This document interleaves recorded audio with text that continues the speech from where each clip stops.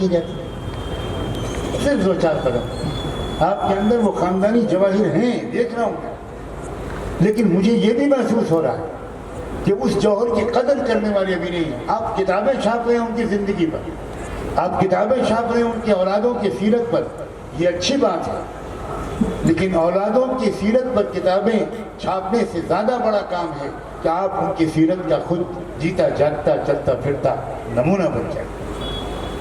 میری یہ بات یقیناً بے ادبی ہے، بالکل میں اپنی گستاخی کا اعتراف کرتا ہوں، ہاتھ جوڑ کر معافی مانگتا ہوں، لیکن اللہ گواہ ہے کہ میں نے آپ کی اور آپ کے جد اعظم مورث اعلیٰ وہ ولی کامل حضرت حاجی عبدالغفور صاحب کی محبت میں، ورنہ میں اتنا سخت بیمار تھا کہ اگر اس نسبت کا احترام نہ ہوتا تو میں کبھی یہ سفر نہیں کر سکتا۔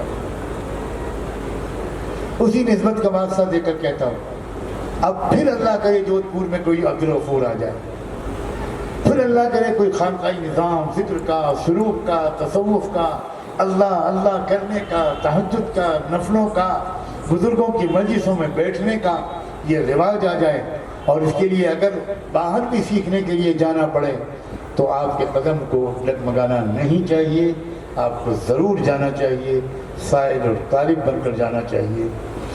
اسی سلسلے میں کہہ رہا ہوں، الفرقان رسالہ میرے والد ماجد نے 90 سال پہلے بریلی سے نکالنا شروع کیا تھا، اور آپ کو سن کر خوشی ہونی چاہیے، اس الفرقان رسالے کے نمبر 2 کے خریدار حضرت حاجی عبدالغفور صاحب، خریدار نمبر 2، اور مستقل طور پر الفرقان منگواتے تھے، زیادہ منگواتے تھے، لوگوں کو پڑھواتے تھے، انہوں نے خود اردو پڑھنا سیکھ لیا تھا۔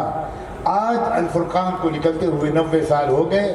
میرے نوجوان ساتھی اس مہینے کے الفرقان کا تازہ شمارہ لے کر یہاں آئے ہیں۔ میری آپ سے گزارش ہے کہ آپ الفرقان کے اس شمارے کو دعا کے بعد لیتے ہوئے جائیں، اور ہو سکے تو اس کے سالانہ خریدار بنیں۔ اردو نہیں پڑھنا آتی ہے تب بھی لے کر جائیں، کسی پڑھنے والے سے سنیں اور پھر جلد سے جلد اردو پڑھنے والے بن جائیں۔ وآخر دعوانا ان الحمدللہ۔ یہ بالکل سامنے جہاں کیمرے لگے ہوئے ہیں یہیں الفرقان کا اسٹال لگا ہے۔